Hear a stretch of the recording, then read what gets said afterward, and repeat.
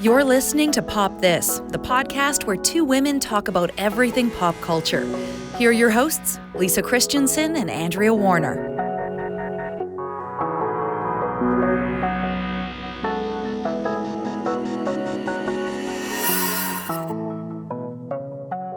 So, on Twitter yesterday, and I know we've had discussions about me and my problems there, getting into things, right? Yep. Situations that I probably don't want to be part of. But I did find something that I did want to be part of, and I thought it was really fascinating. So, this writer, we're going to discuss Hustlers, this the episode, movie, yes. this episode. Yeah. Spoiler alert for anybody who really loved getting through the first 7 minutes of these episodes. Without knowing, because you don't read the episode title. Yeah, I mean, I'd like to think that you would just all blindly go into whatever we're doing knowing it'd be anything, quality. No matter what. But most of the time, I know you're clicking on a specific thing. Sure. So in Hustlers, which we're going to discuss, there is a fantastic scene where Jennifer Lopez just wants to help Constance Wu. I'm giving their names of the actors' names, and envelops her in a fur coat in the cold on the roof of the strip club. Yep. To which a writer named a Broadway writer, it seems, Jeremy Harris, said, "Someone explained to me why a chick as bad as J-Lo took the moment to share her fur with a chick as sad." Caps, as Constance Wu. I truly don't understand. The inciting incident of Hustlers has left me perplexed. I mean, it's sad that he's never known true friendship. I feel like that because I really sat with that for a bit thinking, did I miss something like that? I remember feeling, like that's lovely. It's one of the loveliest moments. And it didn't feel wrong or weird or out of place or anything. It had a kind of mother hen sort of feel to it, like almost ridiculously with like feathers. It felt like a wing. And I love the way like Constance Wu is like looking up at her and like so eager to like just have someone sort of show her the and way. We've established that she does look up to this person. This person has been around. So this person has social capital, like in terms of like even though she was intimidated by her. Yeah, but even in terms of like the strip club, like there's a hierarchical structure within the strip club. J-Lo's at the top. Constance Wu has just started. Like that's the power differential, and then someone taking you under their wing, literally under their mink coat wings. Yeah. It's a very clear, wonderful moment. I agree. And so does Jessica Ellis, who responded on Twitter, "Hey ladies, in honor of this tweet, please tell me the things you've done for random women having a hard time. A few months ago, I spent 10 minutes telling a crying stranger in the bathroom at the Federal how pretty her hair looked." Yeah, like I feel there is a camaraderie that exists. Not always, but like there is sort of like a camaraderie that exists between a lot of women and a lot of strangers. Like we're in, like, again, not always, but like in general, if you are a woman, you are sort of like relatively safer with another woman. Sure, yeah. And the amount of stories that came in. And so I shared one that one night at the bus stop in the rain, which, honestly can't be any bleaker than that. Sure. A woman sat down beside me and I could see she was teary-eyed and, you just kind of, "You okay?" And she just broke up with her boyfriend. Mm-hmm. And it sounded like a pretty bad situation that hopefully was going to work out. But, I sat there for a while. I watched a couple of buses go by. She told me what was going on and what she was worried about.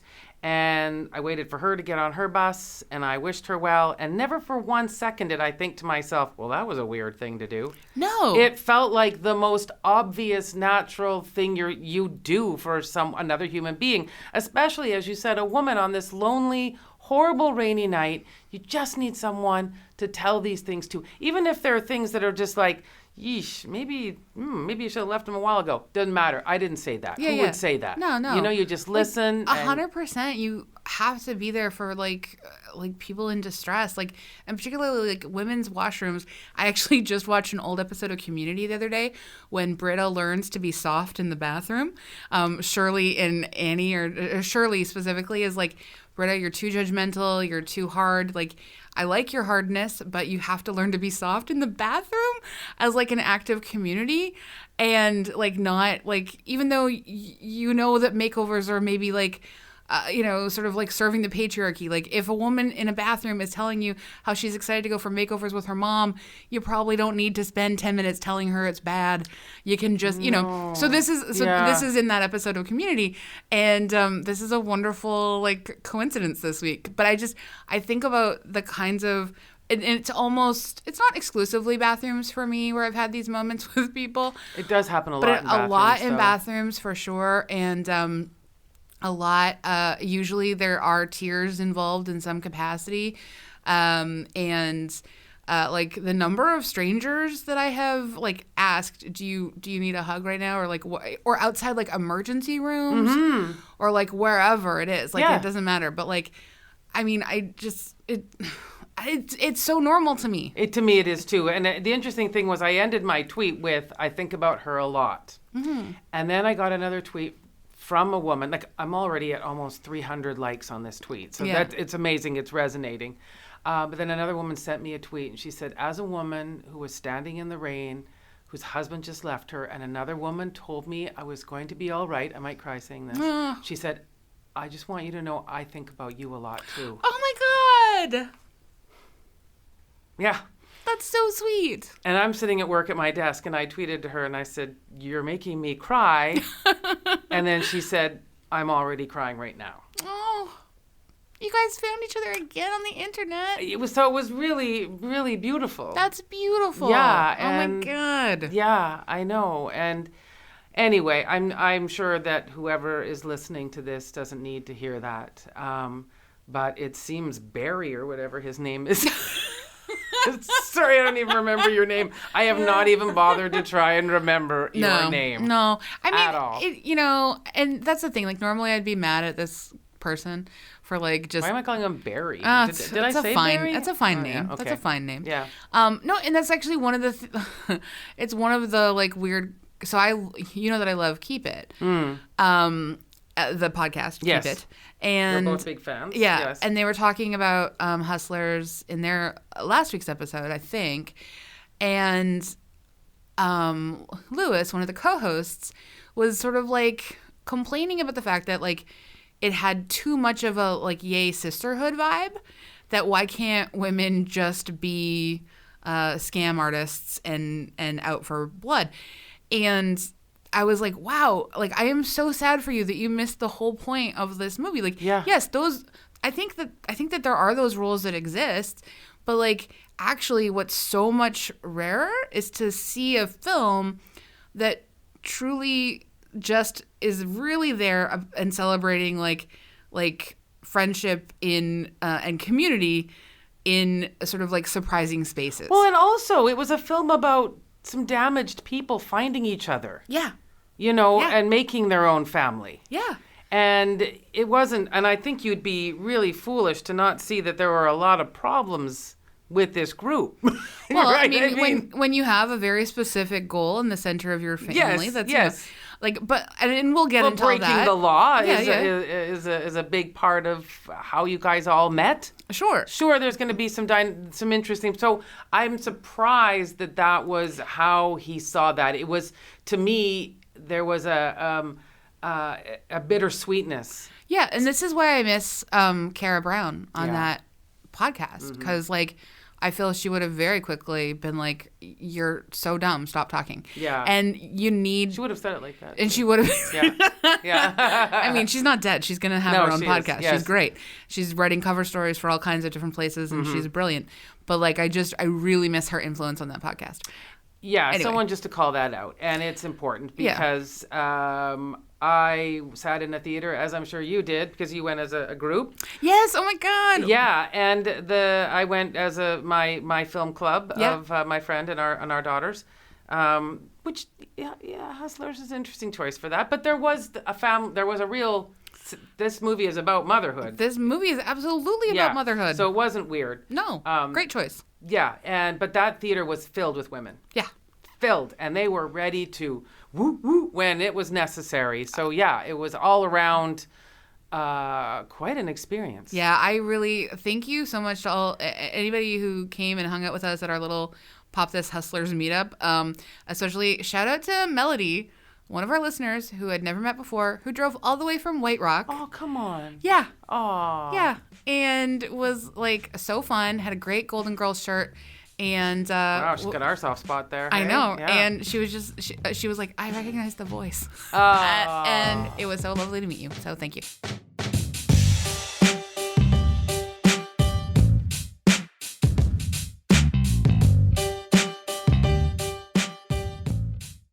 We should probably start the episode properly.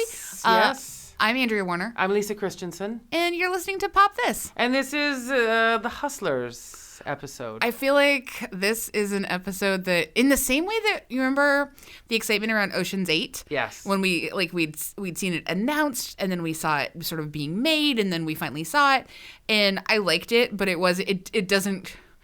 didn't give me what I got out of Hustlers. Yeah, not that we need to compare them. No. There was a lot of hype here for this movie. You're right, a lot. To a point where I had to almost turn it off just so I wanted to go and see the movie a bit fresh. Yeah. Without having to read everything and see every picture and know everyone who was going to be in it and what their role was. So I'm glad it just finally was out. It felt like a relief to finally get in there. Were you... I guess we'll give people like little details about it, but just a first question: how many times did you cry? Oh yeah, a good couple of times. Yeah. Also, but rushes of just thrillingness. Wait, let's do a quick like pure joy. Yeah. I just want to say like pure joy. Yeah. But I also did not expect to cry 4 times and openly weep. Yeah. Anyway. Yeah. Okay. Yeah. Fine. I agree with all of that. But yes, I don't know. I sometimes I assume everyone has seen it before they listen to the episode, but maybe not. Yeah, if you haven't seen it, like maybe we're gonna talk spoilers. So yeah, but then again, this is based on a article, so you and truly it is. Yeah, it's based on a real story. Yes. It's based on an article that already came out a number of years ago. Yeah. I mean, people's prison sentences are over. It's yes, fun. So you would know. So Hustlers is a 2019 American crime comedy drama film. Ooh, that's a long genre there. I know, I love it. Written and directed by Lorene Scafaria. Mm-hmm. Oh, I said that right. Okay. Niconora's Infinite Playlist, Seeking a Friend for the End of the World. Based on New York Magazine's 2015 article, The Hustlers at Scores by Jessica Pressler. The film stars Constance Wu, Jennifer Lopez, Julia Stiles, Keke Palmer, Lily Reinhart, Lizzo, and Cardi B. The synopsis, if you will: working as a stripper to make ends meet, Destiny's life changes forever when she becomes friends with Ramona, the club's top money earner. Ramona soon shows Destiny how to finagle her way around the wealthy Wall Street clientele who frequent the club, but when the 2008 economic collapse cuts into their profits, the gals and 2 other dancers devise a daring scheme to take their lives back. Yeah. I love so much about this movie. Yes. Almost everything, really. And I particularly loved getting to watch all of these different women dance in their own specific styles. Yeah. Because, like, they're, you sort of think, like, have you been to strip clubs before? Yes. Yeah, me too. And so you sort of think like there's, and I mean, I've seen how hard dancers work. Oh my God. Like they're just doing so much incredible work. I also love to watch Nicole Byer's videos of her learning how to work the stripper pole. Her and Sashir. Is there just on a historical point of view? Yeah. When did the pole, like what is the pole? How did that happen? I don't know. That's a great question because it wasn't originally part of stripping. I don't know. I don't know when the pole came to be. It is sort of it's smart because it gives people something to work with, to move around, to... Because I think of like flash dance, there are props and things. They were working full burlesque scenarios like they had full worked out. Props and things, but I guess the stripping world is you don't get all those props and things. No, and the pole you really have to sort of like make it your own and like... Yeah. And so just watching... and the songs, I think the song selection really like okay, speaks, now I have to say I nearly fell off my movie chair, which is not easy to do because you're really in there. Yep. It's a comfortable movie chair. Yep. When we see the slow-mo of J-Lo, which is a fun sentence. It is, yeah. Walking into the club and with the voiceover of, you know, this is Ramona. Yes. Slow-mo, J-Lo, Romo. And she gets on the stage with that outfit and that hat, and it is to Fiona Apple's Criminal. Oh my God, the Criminal! I had heard, so that's I got a little spoiled. I'm glad I did not know this. I got a little spoiled. I knew that there was a dance sequence to Criminal. It was so brilliant. I was filled with odd emotions. It was like, oh my God, this is such a sexy song, which I've always known it to be. Yeah. But then there was part of me was like, but Fiona Apple's like a feminist icon. You know what I mean? She's not like, she is, right? We believe in her strength, and we know what she's gone through, and even what she had to go through just putting out a song like that because she was only 19 and things. So I was just, you know, like the Hulk or something in there, like twisting and turning, trying to figure out how I felt about this moment. Okay. And then I just let myself go and decided this is one of the greatest things I've ever seen on the screen. 100%. I think it is going to be an iconic moment for like the next 100 years of cinema. And I know she was in favor of it. Yeah. And I'm glad to hear that it wasn't just, can we use your, I don't know how it works when someone asks you, can I have your song for my movie? Do you get to say, how is it being used? I don't know. I mean, I think you can say, but if they have enough money, they can just sort of buy your song. Yeah, exactly. Usually. You might not even own it. Yeah, and I don't know who has ownership of. But I knew Fiona's she knew song. this was going to happen. Yeah, I feel like Fiona would be very much 100% in favor of its usage because it's such a. And one of the things that I love about this movie, and I think it's because of a lot of reasons, but in part it's a woman director and a woman, like every dance, this is all like the female gaze. Well, even the woman who wrote the article. It's all female gaze. Yeah. There's nothing there that is just about objectification and a male gaze at all. In fact, I thought one of the really great things about it is unless there was like a dance like that they seem to be enjoying, the other scenes of them kind of like being forced to sort of make out for money, it didn't feel sexy. No. It was interesting. Yeah. That I thought was fascinating. Well, all of it is really, because when you take away that sort of like, who are you attempting to titillate and who are you attempting to fake out with this? Yeah. Like when that's gone, you see what it is. It's women working. Yeah. And women working because they have to work. Yes. Like these are women who are doing so much labor in their jobs. Yeah. Labor that, it's, and I mean, even when it gets to the point after the recession and they are, it's Russian sex workers really who are sort of have taken over the clubs. Like that is the only part where I was like, well, we don't have much of a conversation about what these poor women are having to go through. Yes. So that was the only part where I was like, okay, well, I could spend a bit more time sort of like exploring aspects of what this exploitation is because it's a different kind of exploitation. Yeah. But I just think like in the movie, and it still continues to allow. Like Jennifer Lopez is incredibly sexy. She's an incredibly sexy dancer. But the point is not her body. The point is that she is so freaking good in this movie. She really is. And that whole, I mean, I don't want to say it's bonking you on the head, but you are, treated to really understanding this division of labor and where women can fit into the equation. And, you are asking yourself really good questions like, oh, right, if the guys can take themselves up to this different stratosphere, why aren't the women going up there too? Yeah. Why is that not happening? Well, it is here. And it's funny because all of a sudden too, all of a sudden it was stupid, but all of a sudden I went, oh, she just said 2007 again, which she says many times until you're like, again, oh, right. Right, yes. 2008 is on its way. Yeah, and I think, we see the club is still, it's still a patriarchy, and it's a patriarchal sort of structure in that, it's a man that owns the club, and they have to, the women, and particularly Destiny at first, is having to, she's barely making any money, and she still has to pay these guys for their protection and their advice and all these different things. There's exploitation on every level, not just from the men in the audience who are trying to get more and more and more out of her. No, and then she's giving money to her grandmother. And she has to take care of people, Yeah. And so we see how even though, and so we see how even though they end up sort of being able to, Ramona teaches her a lot. They start to become the sort of high rollers in the club in terms of performers, like they're still never really in control because they are still having to pay all of this money to all of these different men in order to just do their jobs and bring the club tons of money. Like 100% when they decide to like pivot to scam artist, I get it.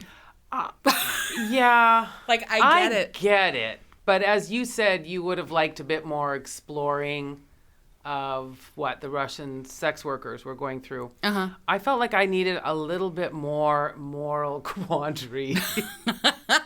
Now, I recognize that we have set up a great sort of dilemma for Destiny, which is that she's become a mother. Yeah. And there's a great line that Ramona uses, which is, motherhood's a disease. Like, this is it. You're stuck now. Yeah. You will do everything you can for this child. Yeah. Like, that's it. And she says it to her, but before, right around the time she's got, going to have a kid. And yeah. And so I get that. I feel like, okay, there's a desperation here. But I felt like we all jumped real quick into drugging men and stealing their money. Yeah. And, normally...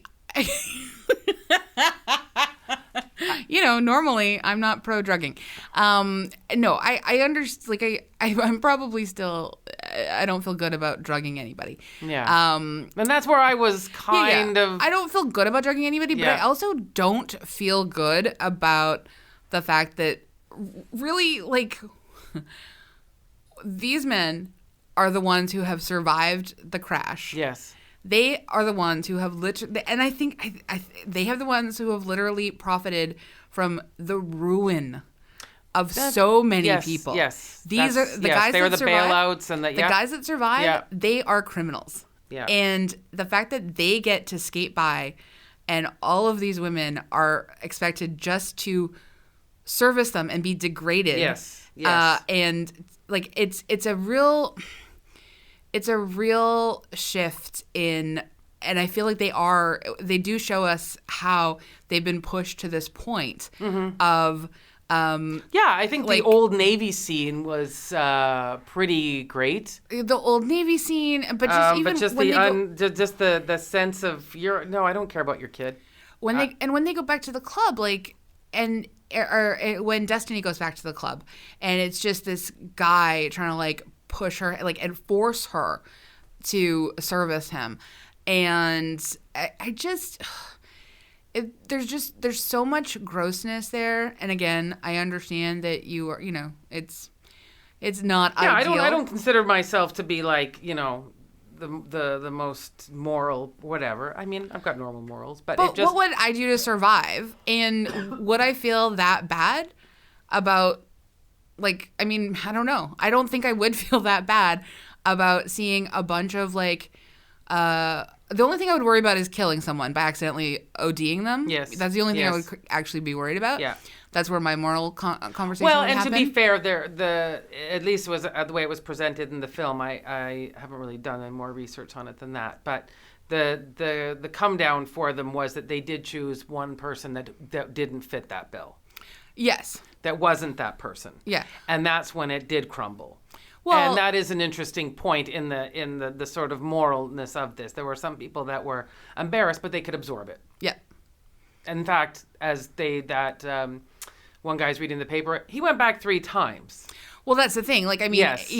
And one of the things that I sort of like was taking away from this film is that what the ultimate downfall is that instead, like, whenever you attempt to try to make capitalism work for you when it is literally designed to oppress you, you are going to fail because it can't. Like, it's there to oppress you. Like, these women do not have a chance in a capitalist society. No. And particularly, like, if you decide to try and, like, and I understand why you would want to try and make it work, because what are you going to try and do? Dismantle capitalism on your own from, like, your strip club? It's a big job. That's a big job. It's a big job. You know what? Another thing that was really smart, I think, I'm going to guess this was intentional, but it was how cut off the film was from the whole world. Because another reason that I think about 2008 was the election of Barack Obama. That didn't make it in. No, but I think So you know what I mean? Like, it was about financial crash. This was Yeah. this was a story about surviving for these women. yeah. About the things that they would, do, the ways they would celebrate it. What mattered to them was, I'm in charge of me. I will celebrate me in this way. And I really actually appreciated the fact that it was cut off from this larger cultural, it was so isolating where they were. Because like Barack Obama can sort of be seen as a win Yes. for marginalized folks, right? Yes. And so that's great, but it's not an actual win. Didn't trickle down there. It doesn't trickle down, No. especially when you have economic collapse. Yeah. Because, again, the only people who are surviving an economic collapse are the people who caused the Yes. economic collapse. Yes. And it's so infuriating. I think about the way that we criminalize poverty all the time. I get so frustrated and I get so mad about it. And just the way we treat people that are trying to take care of children. And I do think that there was a really big part of this about family Yes. and motherhood. And watching Ramona, with her daughter with doing homework and that, that juxtaposition of, I'm just going out to drug a boy, honey, but you make sure you finish your homework. Because like you're Yeah. again, you have to You are take getting care by. of the home. Yeah. You're doing what you have. And that's the thing, like where greed sort of comes into play. And we see again, sort of like they're not wanting to just, they're not wanting to sort of like build a future necessarily. Yes. They're wanting to sort of like fly high. Yeah. There might have been if I were to say get you and Andrea to participate in a situation like this. Sure, together, 100%, yep. I think what would be great is if we worked out a ceiling. Like once we'd reached that, then we're out. Well, you know what I mean? You know what the problem is? Everyone always says once we reach this, then we're out. Yeah. But there's always a higher ceiling. I know. What you need is like a decent financial advisor to sort of really keep you honest, Yeah. I think. Yeah. Where you're like doing investments, you're doing but then you're just reinvesting in capitalism. So I don't know. There's not a good thing. What I do love is just the friendship. I do too, and I love that Christmas scene. Oh my God, the Christmas scene is when the presents they're giving each other, and those are expensive presents. Yeah. And that family they've created, because, where there were times where these girls were saying, I can't go. There's nowhere for me to go back to. I have fled someplace. Yeah. This is where I am now. Yeah. And this is how you make new family. This is what you do. Yeah. And I feel like that's like the bittersweet part of because it is all the things we're saying. It's fun and the music's great and all those things, but there is such a sadness, such an aching sadness at the center of this story. Absolutely. And I feel like it really comes through, particularly in the relationship that we see between Destiny and Ramona, obviously. The various parts that I obviously definitely cried at the Christmas scene. And then I obviously also definitely cried when Grandma died. And she's just holding her at the funeral. And like, it's just, even though this is a very complicated friendship that is somewhat transactional and there's a power imbalance, it doesn't mean that it's not still a genuine friendship. Sure, yeah. When she finds out that Ramona carries a picture of her as a little girl, oh my God. Yeah. Tears. Yeah. Broke my heart because like I think one of the things, and I think you and I have talked about it before, but the intensity of a really strong friendship between women can be like, I mean, it really, and it should culturally take as much prominence as a romantic partnership. Yes. Because they sustain us actually more oftentimes than like there are a lot of really bad breakups in the world. Yeah. And it's your best friends that are there for you. And particularly, friendship between women, it can be, those breakups, those friendship breakups are as devastating as a romantic breakup, So that emotional tension and the intensity of those friendships that can sort of like be a little codependent and be just, fully entrenched in each other's lives, and you're like, your kids are friends and like your families are intertwined and meshed, I really thought that this movie got that, and it communicated that in a way. Like, even when they're having a fight at the end, when she's so disappointed that Destiny has just, like, let the cops divide them. Well, yeah. And she's so mad. But then... But she's still... She says, I had to do it for my daughter. Yeah. And that's when Ramona's like, oh, that's true. Yeah. That's true, you did. And she gets it. And she gets it. And she doesn't get angry. And like, you know, it's just, it's such a really beautiful, beautiful thing. And I just love, I don't know, I really loved seeing that on screen, which is one of the reasons I was so mad to hear two people who I think of as like being sort of like, you know, quite like culturally smart and like really like to hear... Keep it. Ira and Lewis like kind of like lament like how it's rah-rah sisterhood, because it's not just rah-rah sisterhood. It's so much more complicated and nuanced than that. Yeah. Like we're talking about class, and we're talking about... we are, and they weren't like, fun. Class, immigrant stories. Like we're talking about so many things that are happening. And they weren't smart or fun. You know what I mean? They were... There wasn't any particular... They were, paying for like really expensive bags with lots of small bills. I mean, not really the... But I love that too. Like but you know what I mean? There was something lacking in pretension about that. Yes, and that's who they were. Yeah. And they found each other. Yeah.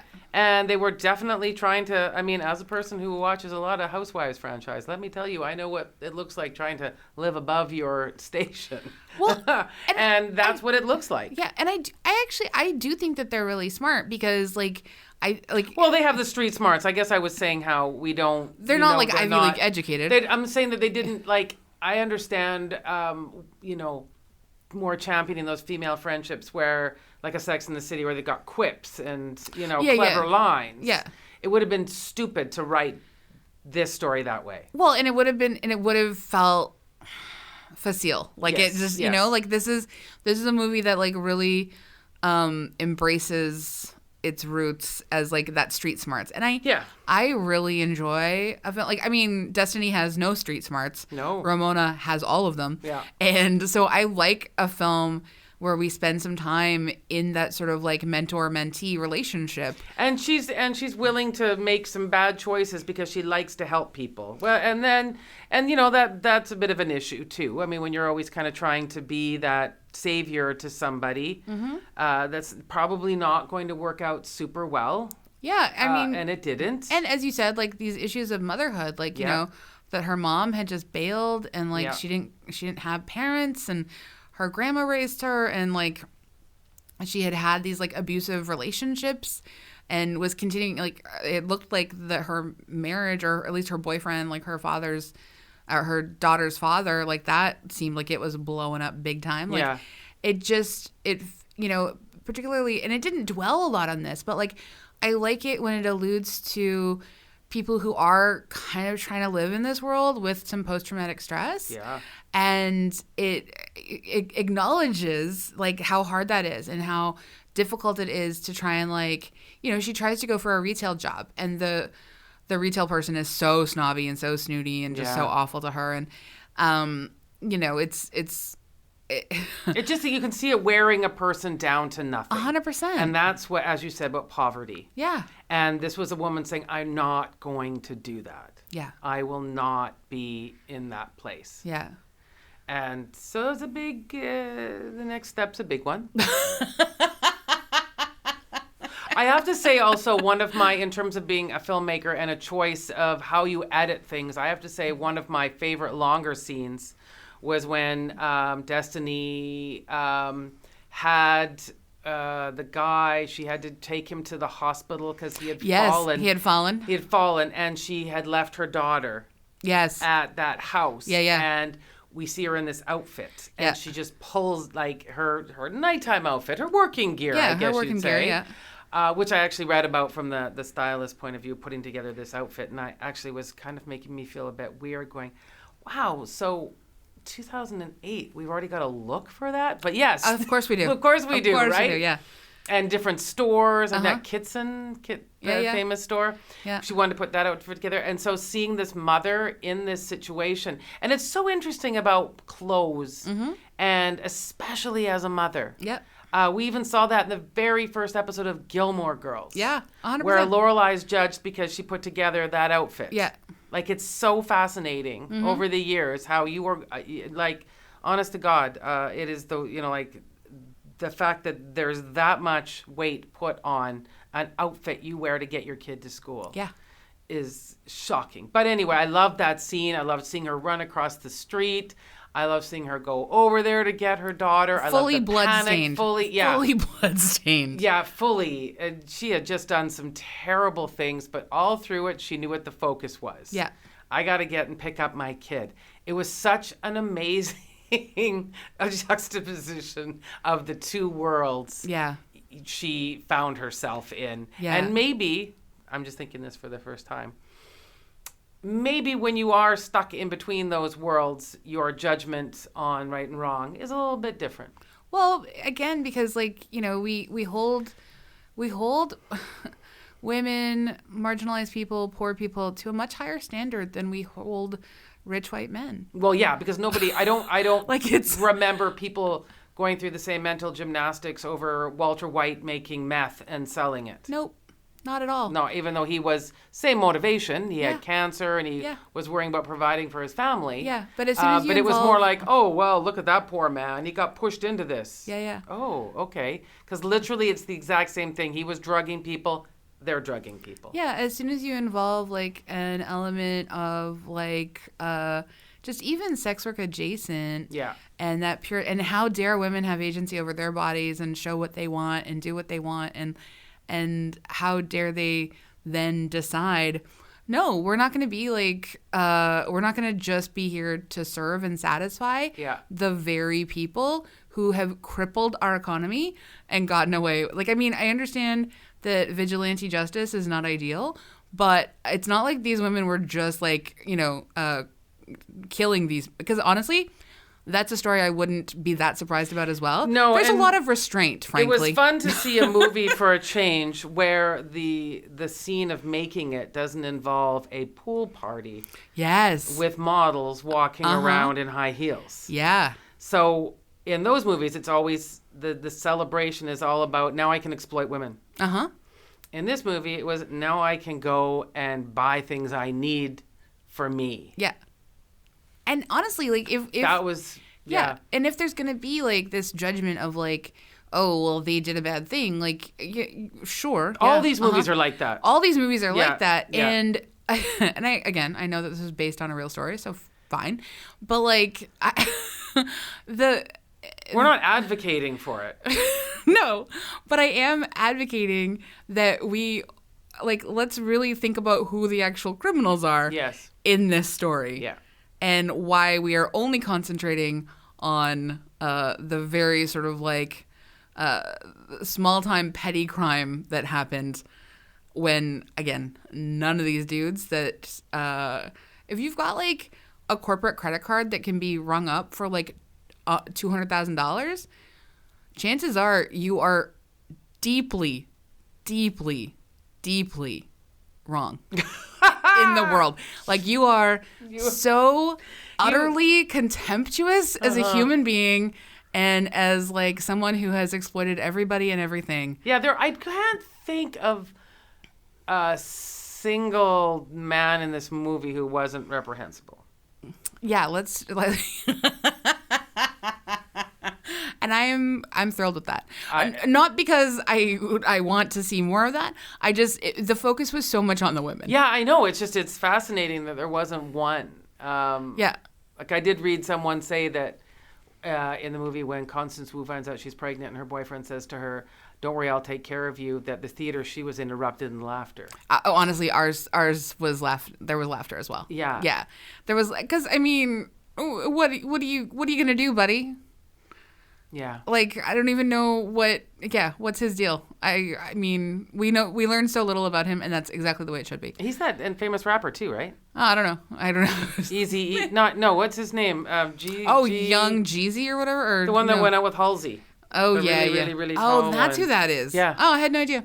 Yeah, well, I don't know. Whatever. Why I knew that. Like, I mean, can we talk about Cardi B and Lizzo, and just the light and beauty that they bring. It was very funny because I knew Lizzo was in it. I'm like, oh, there's the flute. Yeah. No, I know. And I love it. If there's a chance for her to bust out a flute backstage, Cardi great. B relates more to this story, too. Totally. I mean... Yeah, she comes from the club. Like, no, she drugged... Oh, yeah, that's right. But, right? like, I think they try and, like, keep that on the DL. Yeah, like, she said she did things... Yeah, she's familiar with this world. She's familiar with this world. Yes. And no, it was lovely to see them. And she gets a chance to really shine. Like, I thought she delivered her lines, like, so wonderfully. Yeah. I really adored it. The whole cast. I mean, really. Cast, yeah. I did not expect, Betty. Oh, yeah. Lily Betty. Reinhart. Yeah. I thought she did a good job. She did. Keke Palmer has been Palmer almost is so good. Like the runaway of this. I love her so much. Yeah. And the other day I was staying in a hotel, so I had cable. I came across Aquila and the Bee, and I hadn't watched it maybe ever or in a long time. And it's Keke Palmer as a little girl doing a spelling bee. Yeah. And it's just wow, adorable. What a great little, so nice. But let's really talk about the big thing. Yeah. This is Jennifer Lopez to shine. Now, I have been listening to people saying, this is her best, this is her best. You know, we did her best movie. You love Out of Sight. So much. I think she is better in this. Like, she's great in Out of Sight. I love her in Out of Sight. But this movie, like, she's so commanding. I think she ratchets it up just even more. I really don't want to have to pit the two films against each other. We're not. We're pitting I guess what my point is against each that other. there are a lot of people saying, "Oh, I didn't know she could act." And no, then you missed Out of Sight. Out of Sight. You missed a lot of things. You missed a lot of honestly, no one else. Because Made in Manhattan is just terrific. That's what I've heard. I haven't watched it in a long time. Seen it. I haven't watched it in a long time. She made Monster-in-Law somewhat tolerable. Sure. Like, I mean, that's pretty great. I really like her.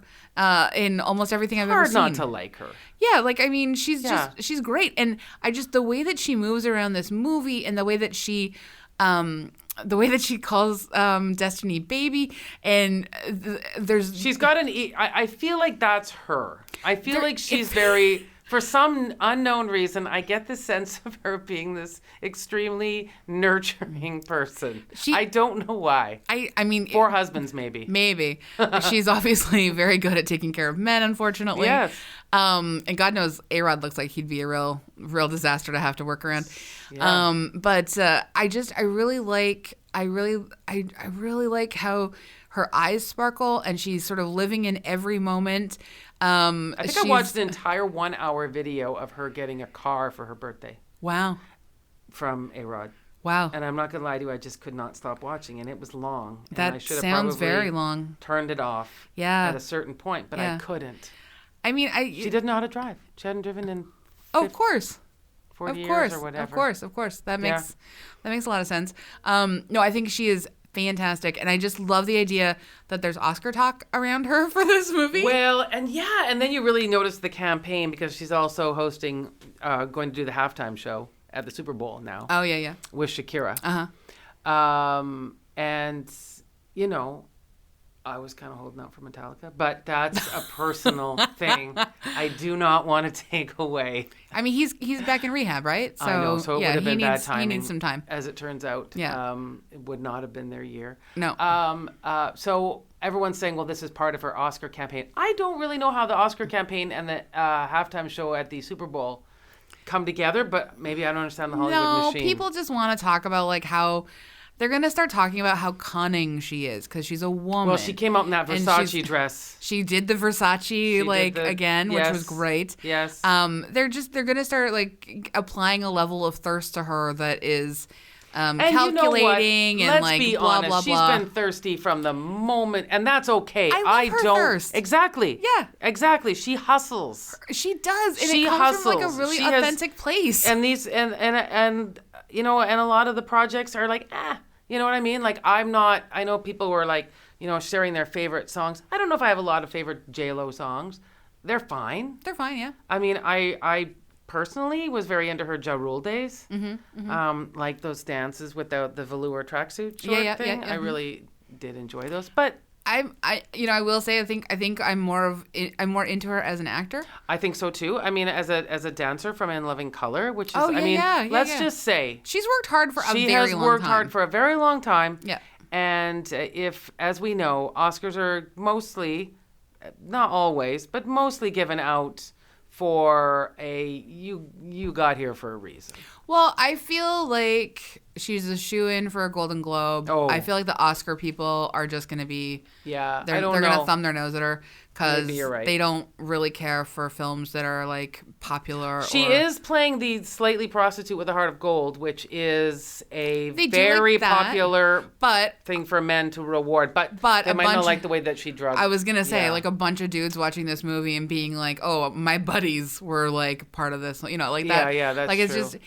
I mean, I feel like the movie barely got made as it was. Like, just the fact that we even get to see it is like such a thrill. I want it to be nominated. I just don't have a lot of faith in like the Academy Awards. Yeah, I think you're fair to have a lot of suspicion about that. Yeah. I haven't, this happens to me every year. I mean, I think I see a lot of movies and I'll go, oh, what else could be the competition? And then something reminds me. So at the moment, I can't think of anything quite as, that. Yeah, there's a lot of female power in this movie. There is. It's so, and I want to talk about Constance Wu because I think she does a great job. She does. Like her character has so much other stuff to deal with. Yeah, and I think she does a really great job of like being sort of in that deferring to J-Lo position. And still sort of then coming into her own, and sort of we see her growth as a character. We see how she evolves. We see.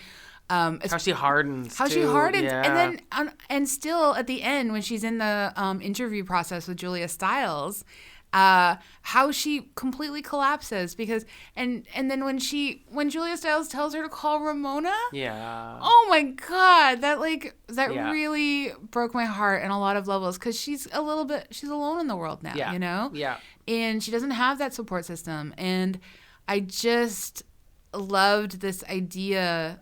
I mean, and again, like this is movie, not real world at this point. But I just love that idea that like you can disappoint each other. Mm-hmm. You can have fractures in a relationship. That might be hard. Like I like to be a forgiving person, but you know, you think Ramona in jail for would 2 not? Years. That's a tough No, Ramona one. served 1 day. 1 day. Sorry, Ramona only served 1 day. So like I feel you could come back from that. Yes, but she did turn her in. She did. But I feel like she. And she was told, you got to be united in this. Yeah. No, I know. I feel like. Although the other redheaded girl was worse because she actually set them up. Well, and she was a disaster, and that was. And she was. Yeah, and Ramona was doing that on purpose to Destiny to sort of like provoke her and like, and also nurture the wrong person. Whatever. Like, there's a lot of complicated things. She also played the part really well, which was that. I have to be sexy now, but it's uncomfortable. I don't really want to do this. I like that. I like the way she played this person in this profession that was definitely not her first choice. Yeah. Whereas Ramona felt like there was a little bit more in there for her. Yeah, I think she just has been doing it for so long. Yes. Like that she doesn't really necessarily know another life at this point. Yeah. But Ramona gets I think the most brilliant last line, which was you have people the whole country is a strip club. Yes. You have people tossing the money and people doing the dance. Yeah, I thought that was a great line. It is a brilliant, it really was. Brilliant line. Yeah, and then Janet Jackson. Yeah, and this movie is very well written. I mean, we haven't talked much about the director who also wrote it, but I think she does a great job. No, she did. It was really good that way. And also, just reading about the music they used, the clothes, like I said, that they really even that. It's almost like she was daring you as a pop culture fan to find flaw at that Christmas party. 100%. Like those shoes. Yep. That was specific. So specific. The music cue when J-Lo is arrested and it's Lords Royals playing. Yes. Genius. Yeah, exactly. Honestly, so much of every single And that to me detail. is what makes a film really good, is when all of that is coming together. Because if even one of those things fails, it's not great. I agreed. Yeah. No, I like the bags. I like the wardrobe. I like all of those things. And everyone didn't like. I've seen J-Lo look better. Do you know what I mean? Really? Well, I just mean that she looked. I'm not saying she looked bad. Yeah. But she was allowed to look a little bit a little bit shiny. You know, like it wasn't like she looked like a real person. She- that was hot. She looked like a real person who was hot. She looked like You know, she did look like a super hot real person. Yeah, whereas because I feel most of like the time I see her, it's like really good lighting. well, I feel like she was actually kind of maybe like allowed to like obviously she is a sculpted 50. Yeah. Like that is ridiculous. Oh boy, yes. But I feel like this movie, like normally she in her real life, she looks like maybe she's like 30. And this movie allowed her to look like closer to 40. Yeah, and what Which is surprised me nice. about that is that the last time I saw, like, did you see The Wrestler? Yeah. They were really giving Mickey Rourke. no, not Oh. Mickey Rourke. Marissa Tomei. Marissa Tomei a hard time for being 40. Remember, all of the guys kept saying, "Could you leave now, Grandma?" Yeah, I do remember that. And it felt weird to me, but I don't get lap dances in clubs anymore. So I was unsure as to how mean a person could be in that situation. Oh, I think very mean. So I was confused by these two worlds. Well, they do it to her at the end. They do that. The young guy does Yes. boot her at the end. Yes, he in does. favor of like the younger woman. Yeah, So exactly. like they definitely like get. But to she that was point. definitely not playing 50. No, for sure she's No, not playing she was 50. But I playing mean, someone who was probably like late 30s. well, I think she's kind of, aging or- about 10 aging, years yes, over yeah. the course of the film, Yeah. roughly. Maybe not 10, but like Yeah. but, substantial enough, like Yes. 8 years or something. Yeah. Yeah, I really love this movie. Oh, I did. I really did. I want to see it again too because I feel like I will see more things. I felt like it was a movie I really wanted to watch and listen and think about at the same time. So I feel like it's sometimes hard to have all three of those senses going. You kind of like default to one and then another. Yeah. I want to see it again and just sort of watch. And I think this is a movie Which that now makes me sound like a perv. No, perv away. Go ahead. Well, you Why know not? what I mean. It's a sexy film. Yeah, no. I just Yeah. I just felt like there were just some things I probably missed. Well, and I think that there is like very much sort of like, yes, this is a movie about friendship, but there could also be easily like a real lovely queer reading to the relationship Oh, that yeah, exists between definitely. like Ramona and Yeah, Destiny. especially with the way men had treated them. And I could see like a really these friendships becoming more. Yeah, and turning into Yep. something else. And Yep. and also just we never really find out actually. We get very little information about what Ramona is actually into sexually. Like we have no details about that. Yeah. And I think for so long everything about her job has been performing sex. Yes. That like maybe she's just sort of lost touch with that aspect of her. Isn't it fair to say too that it would have been, like you said, male gaze and this was made by a woman, written by a woman.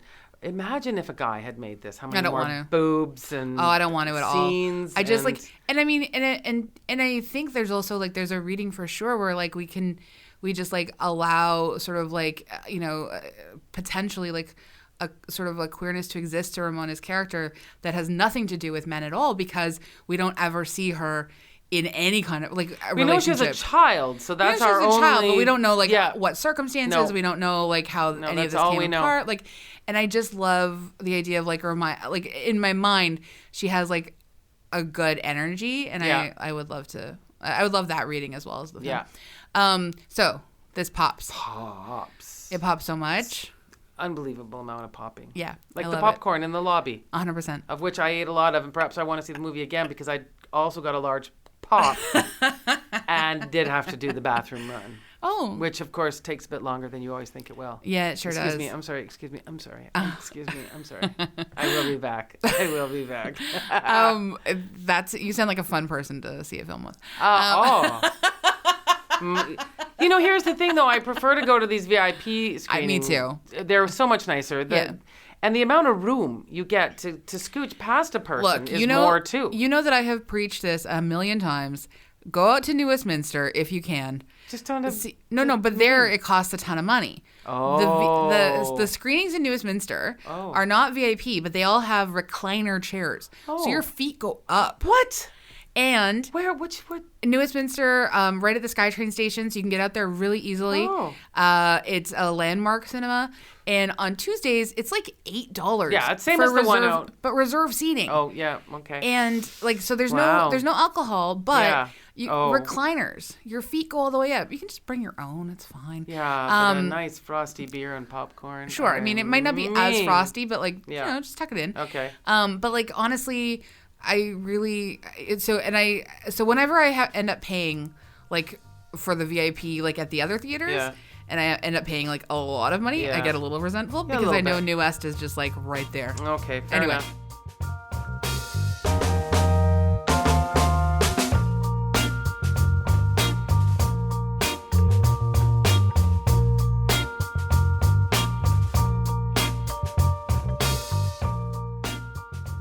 We love to leave our episodes on something we recommend.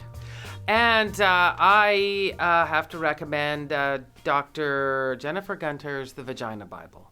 Fantastic. What a book. If you need to have a reference book for your own body and all the things about women's health, it's not just about the vagina. There's a lot about the vagina. It's very helpful. I hate to say I've had this vagina for a very long time. There were parts I didn't know the name of. I'm very pleased now that I most confidently will say the vulva and vagina, and I will not confuse the two ever again. And thank you, Dr. Gunter, for that. Fantastic. So if you have, for yourself, or there is a woman in your life, or a man who might need to learn some things about women's health, it is a perfect book to see you through a lifetime. Yeah. You could get that for all of your non-binary friends as well. She has chapters in there on that as well. Yeah, I would assume trans man's health is in there. Everything, cover it all. Yep. That's great. Yeah. Great. I'm going to recommend Tegan and Sarah's new record, Hey, I'm Just Like You. It's so great. It's so fun. They went back to the songs that they wrote when they were 15 to 17 in high school. They took the best ones that they loved. They recorded them, gave them a bit of a polish. Their quote, I'm going to paraphrase it right now, but basically they said, this is a record we could never have made as teenagers, and this is a record we could never have written as adults. And I just love it so much. And I really appreciate the fact that listening to it, it sounds so great, because I had gone back because of discussing Lilith Fair with this Vanity Fair feature, of which you were in, the oral history of Lilith Fair. I went back and listened to Tegan and Sarah's first album because they had a 20-minute set in Under Edmonton. Feet Like Ours. Yeah, and it doesn't, it's the production and the way they sung. Yep. Back in 99. And so the songs that they wrote early with this production and their confident vocals and their beautiful musicianship, it's like mind-blowing to play this game with you, to listen to everything. Yeah. I love it. Yeah, I love it so much. So, go and get that now. Get that now. You got lots to do, everyone. You got a book to read, and you got a record to listen to. Yeah. You can hang out with us on social media, on Facebook, Instagram, Twitter. You could come and hang out with us at the Vancouver Podcast Festival. Woohoo! November 7th to 10th. Very excited about that. We'll be around. We're not doing a specific event for Pop This. We did one last year, but we are going to be around. We're going to be doing some stuff, helping out. So come and hang out with us. And you could, if you'd like to, rate and review us on iTunes and Stitcher and wherever else. 5 stars, please. 5 stars, please. We recorded at the Vancouver Public Library. Andrea Gin is our producer. Thanks again. Thank you.